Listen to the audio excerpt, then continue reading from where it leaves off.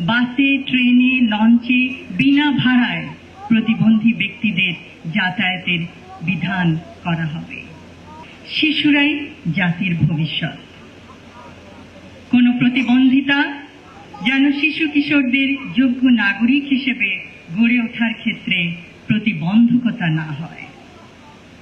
সেই লক্ষ্যে আজ করাইলে শিশু স্বর্গ প্রকল্পের আরম্ভ। আমি এই প্রকল্পের উদ্বোধনী ঘোষণা করছি।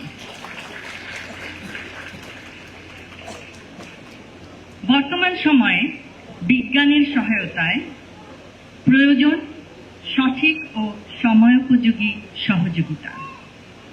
নির্দিষ্ট সময়ে চিকিৎসা প্রদান করে বিশেষভাবে সক্ষম শিশু কিশোরদের সুপ্ত প্রতিভা বিকাশ সম্ভব।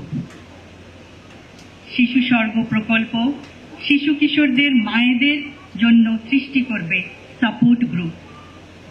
আত্মবিশ্বাসী পারবে বিষণ্ণতার অন্ধকার থেকে মা ও শিশুকে উজ্জ্বল স্বাবলম্বী ভবিষ্যতের দিকে এগিয়ে নিতে।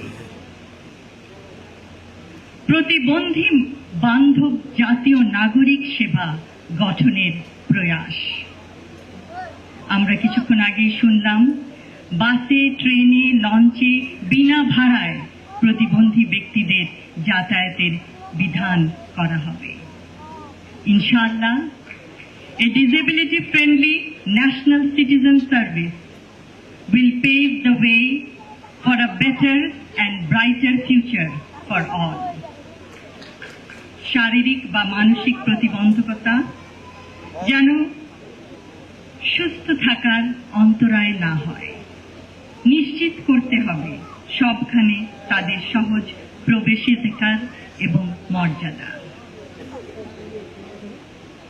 সবশেষে আমি শিশু স্বর্গ প্রকল্পের সাথে জড়িত সকল সদস্যকে জানাই আমার আন্তরিক ধন্যবাদ।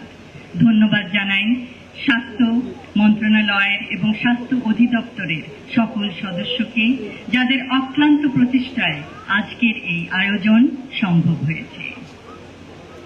আমরা আশা করব প্রতিটি শিশু সে বিশেষভাবে সক্ষমতা লাভ করলেও সে হবে তার পরিবারের জন্য, সমাজের জন্য, দেশের জন্য অনুকরণীয়, অনুসরণীয় এবং অনুপ্রেরণা দিবে সবাইকে।